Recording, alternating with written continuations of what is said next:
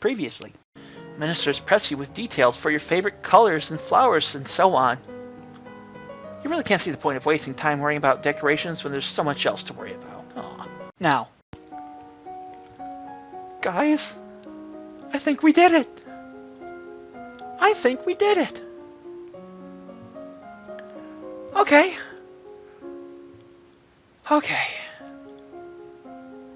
We will remain with our historian outfit. It has served us well.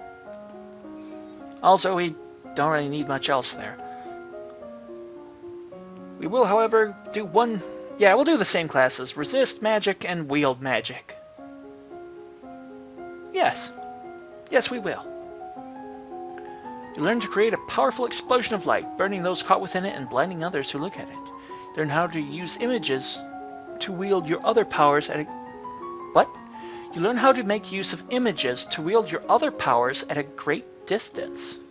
Nothing to learn about wield magic left. We gained a increased resistance against heat and cold, becoming comfortable in different weather and environments, and able to sit hot soup without burning your tongue.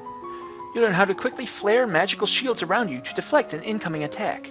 This uses much less energy than constant shield, but it requires good timing to be effective. At this time last year, you were celebrating your 14th birthday. You were in the school gardens, surrounded by your friends. A teacher brought you tea and cakes, while a wealthy merchant's son wove a crown of flowers for your head. It didn't matter so much that you were a princess then. Your title was something for the future. Many of your peers would be duchesses or earls or the like someday, but not then. You were children. Your parents could not attend on the actual day, but they did send wonderful gifts. Some for you and some for you to share. And a week later they came for a visit, and your mother took you with her through the countryside in a splendid carriage. It was the last time you would ever see her. I wonder if, wherever she is, she can see you now. You are 15 years old, a legal adult for fantasy Novan standards.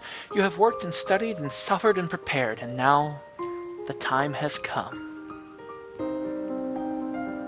Yes! Success! You kneel before the priestess, barely hearing her words as she recites the blessings. She calls upon the gods to deliver peace, wisdom, and prosperity to you, and through you to all of Nova. And then she calls upon you for your oath of rulership. Priestess of the First Circle, will you guide and govern and protect your people to the best of your ability, according to law and custom? I will. Why are you naked, Elodie?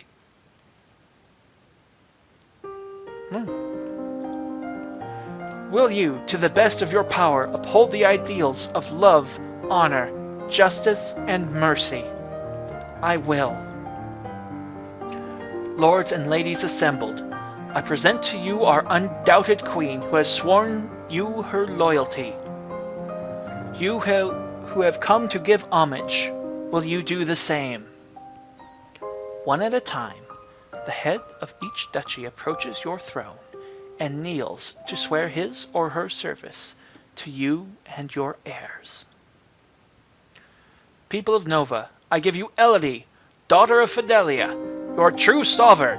What say you all? Long live the Queen! Long live the Queen! Long live the Queen! Thank you, I will.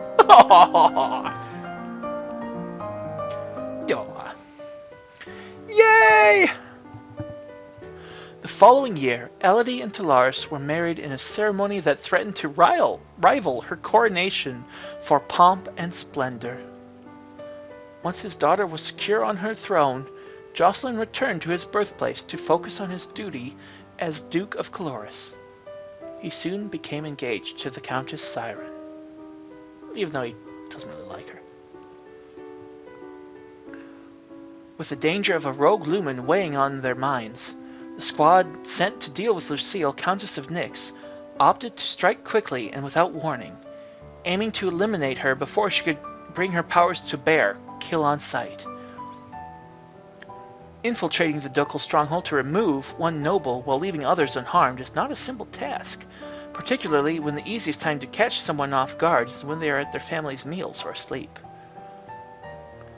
While Lucille's traumatic death did produce a lumen crystal to justify Elodie's actions, it was unlikely that her relationship with her uncle and cousins would ever fully recover.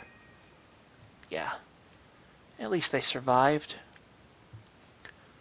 But the subject of magic and lumens remained a slightly uncomfortable one for the citizens of Nova.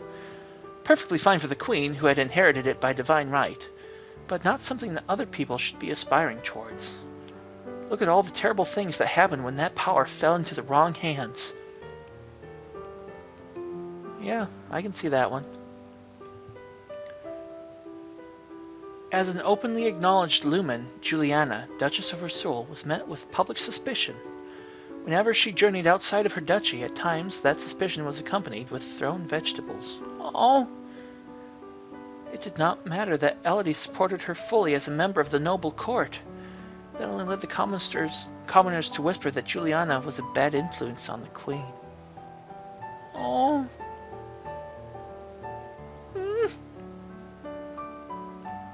I was really hoping to cause a renaissance of magic and such, but... the murder plot ruined it. After the halt of the Shanjian invasion, relations across the Western Sea remained calm, and trade flourished. Shanjia's expansionist phase seemed to have come to a halt. Sometime later, a special trade ship from Shanjia arrived with a tribute for Queen Elodie.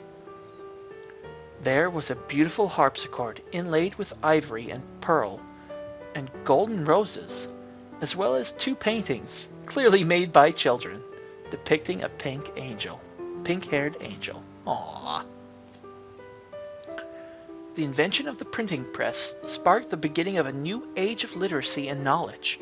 No longer were books the sole preserve of the noble and the wealthy. Now, information and ideas could be easily passed from one place to another. As the birthplace of this invention, Nova was at the center of a storm of change. The new hospital, funded by Queen Elodie, offered medical services to the common people. But more importantly, it allowed doctors and herbalists to come together and share information. Trading knowledge increased